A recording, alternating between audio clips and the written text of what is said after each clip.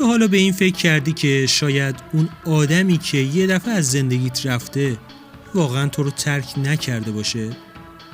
شاید این تو بودی که بدون اینکه بفهمی از نظر ارتعاشی تغییر کردی، رشد کردی، بالا رفتی و دیگه با فرکانس قبلی هماهنگ نبودی. شاید اون دیوار نامرئی که یهو بینتون کشیده شد نه از جنس سردی و بی‌محبتی، بلکه از جنس تفاوت سطح آگاهی بوده. چی میشه اگه حقیقت این باشه که بعضی رفتنها تنبیه نیستن بلکه ارتقا هستن؟ امروز قراره پرده از قانونی برداریم که در سکوت کار میکنه. قانونی که توضیح میده چرا بعضی آدم‌ها دقیقاً وقتی داری قوی تر میشی از زندگیت محو میشن. به کانال آلفای درون خوش اومدی. تا حالا شده بیدار شی و ببینی صمیمی ترین آدم زندگی دیگه اون حس همیشگی رو بهت نمیده؟ انگار یه دیوار نامرئی بینتون کشیده شد و هرچی تلاش میکنی دستت بهش نمیرسه. این دقیقاً همون لحظه‌ایه که قانون ارتعاش پنهان وارد بازی میشه و داره کارش رو توی سکوت انجام میده. حقیقت اینه که هیچ کس بیدلیل نمیره و هیچ رفتنی هم اونقدر که فکر میکنی ناگهانی و بی مقدمه نیست. دنیای ما بر پایه فرکانس ها بنا شده و هر کدوم از ما مثل یه ایستگاه رادیویی داریم موج خاصی رو پخش میکنیم. وقتی با کسی هم مسیر میشی یعنی فرکانس های شما در اون مقطع زمانی با هم همفاز یا به اصطلاح کوک شده بوده. اما امان از روزی که پیچ رادیوی یکی از شما بچرخ و بره روی یه موج دیگه. اونجاست که پارازیت ها شروع میشن. حذف شدن آدما در واقع خروج از یه مدار فرکانسیه که دیگه با روح شما سازگاری و هماهنگی نداره. فکر کن ارتعاشات تو مثل یه آسانسور میمونه که مدام داره بین طبقات مختلف انرژی حرکت میکنه و جابجا میشه. وقتی آگاهی تو بالا میره آسانسورت به طبقاتی میرسه که آدم‌های طبقه همکف دیگه نمیتونن باهات تماس فیزیکی یا روحی داشته باشن.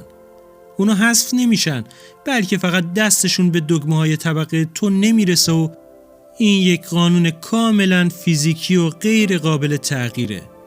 این جدایی در واقع نوعی محافظت کیهانی برای حفظ رشد و پیشرفت توه تا بتونی به مسیرت ادامه بدی.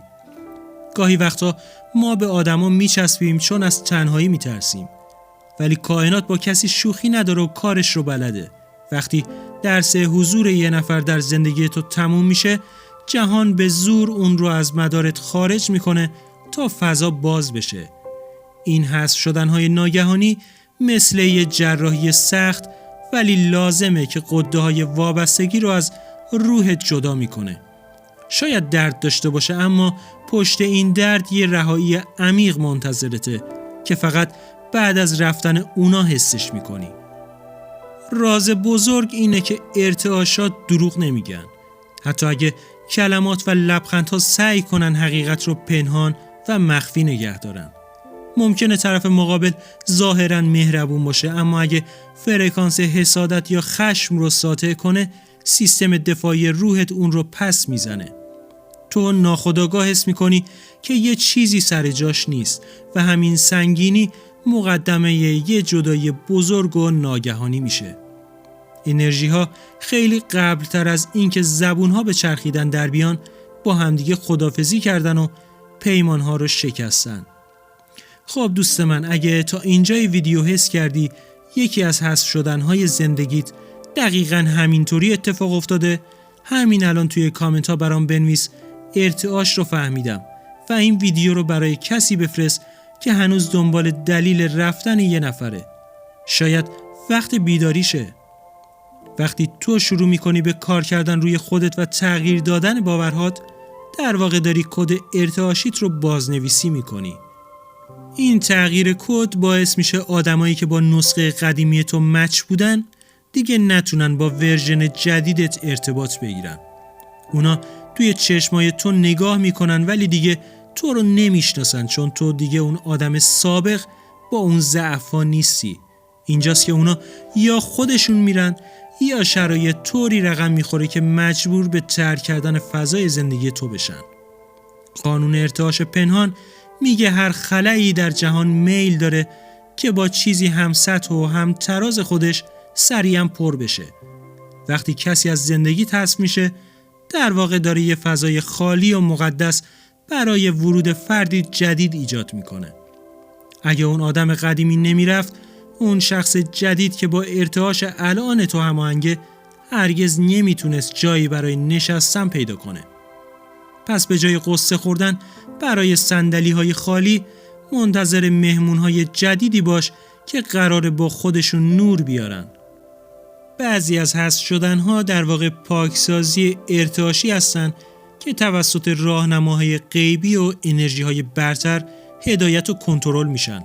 شاید اون آدم داشته انرژی تو رو مثل یه زالو میمکیده و تو خودت انقدر مهربون بودی که متوجه نمیشدی. کائنات برای نجات تو از این سقوط انرژی یه سناریوی تلخ میچینه تا تو رو به اجبار از اون رابطه سمی بیرون بکشه.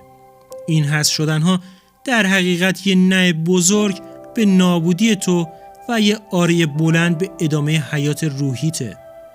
دقت کردی گاهی با یه نفر هیچ دعوایی نداری، اما دیگه حرفی هم برای گفتن بینتون باقی نمونده و سکوت سنگین‌تر شده؟ این همون نقطه صفر ارتعاشیه. یعنی شما دیگه هیچ نقطه اشتراک فرکانسی برای تبادل اطلاعات و حسای قلبی با هم ندارید. در این شرایط جهان یه بهانه ساده جور میکنه. یه سوء تفاهم کوچیک یا یه مشغله کاری که باعث جدایی همیشگی میشه. این بهانه ها فقط ابزاری هستن تا جدایی روحی که قبلا رخ داده در دنیای فیزیکی هم به تصویر کشیده بشه. ارتعاش پنهان یعنی اگه تو در مسیر رسالتت باشی، هر کسی که مانع راهت بشه بی برو برگرد از مسیرت کنار زده میشه.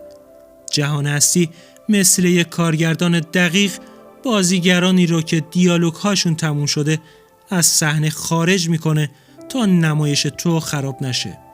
تو نباید دنبال بازیگرهای رفته بدو یا ازشون بخوای برگردن روی صحنه، چون اونا دیگه نقشی برای ایفا کردن ندارن. هر تلاشی برای برگردوندن اونا فقط باعث میشه ریتم زندگیت به هم بخوره و از مسیر اصلیت دور و گم بشی. گاهی حذف شدنها به خاطر اینه که تو به اون آدم ارزش کاذب دادی و ارتعاشش رو بالاتر از خودت فرض کردی. وقتی که کسی رو بت میکنی، ارتعاش تو پایین میاد و جهان برای برگردوندن تعادل اون بت رو جلوی چشمات میشکنه. حذف شدن اون آدم پیامیه که بهت میگه قدرت تو در درون خودته، نه در حضور و تایید هیچ کس دیگه ای. این یه بیدار باش ارتعاشیه تا دوباره روی پای خودت بایستی و به منبع اصلی قدرت و عشق متصل بشی. به ارتعاشات اطرافت اعتماد کن. اونا حس بویایی روح تو هستن و بوی تعفن روابط تموم شده رو زود میفهمن. وقتی حس میکنی بودن با کسی خستت میکنه یا بعد از دیدنش انرژی تخلیه میشه، یعنی ارتعاشت داره هشدار میده. ناگهانی رفتن اون آدم در واقع پاسخ کائنات به دعاهای پنهانی تو برای رسیدن به آرامش و حال خوبه. شاید برات عجیب باشه، اما تو خودت با بیزاری درونیت اون آدم رو از مدار زندگیت به بیرون پرتاب کردی. راز دیگه ای که باید بدونی اینه که بعضیا فقط کاتالیزور هستن و میان تا جرقه‌ای در ارتعاش تو ایجاد کنن. اونا قرار نیست تا ابد بمونن. اونا میان یه تغییری ایجاد میکنن و وقتی مأموریتشون تموم شد غیب میشن. نباید به کاتالیزورها وابسته شد، چون اونا فقط جاده صاف کن مسیر اصلی زندگی تو هستن و باید به راهشون ادامه بدن. حذف شدن اونا یعنی تو به اون تغییری که لازم بود رسیدی و حالا وقتشه بدون اونا پرواز کنی. قانون ارتعاش پنهان همیشه به نفع رشد تو عمل میکنه، حتی اگه در لحظه اول قلبت کباب بشه و بسوزه. اگه بتونی از زاویه بالاتر به ماجرا نگاه کنی، میبینی که هر حذف شدنی یه قطعه از پازل بزرگ خوشبختی توه. آدمایی که میرن فضایی رو جا میذارن که فقط با نسخه های بهتری از عشق و دوستی و رفاقت پر میشه. پس به جای ورق زدن خاطرات مرده، چشماتو باز کن و ببین چه فرصت‌های جدیدی دارن بهت لبخند میزنن.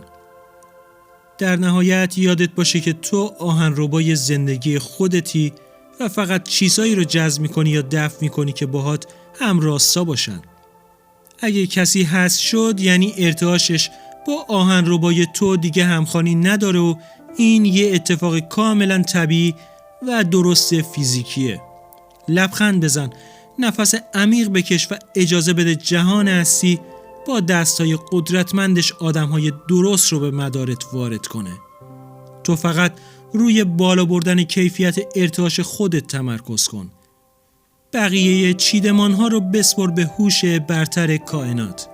اگه میخوای یاد بگیری چطور ارتعاشت رو آگاهانه بالا ببری و آدمهای همسط با نسخه قدرتمندت رو جذب کنی، حتما کانال رو سابسکرایب کن و زنگوله رو بزن، چون اینجا قرار عمیق‌ترین قوانین پنهان جهان رو با هم کشف کنیم.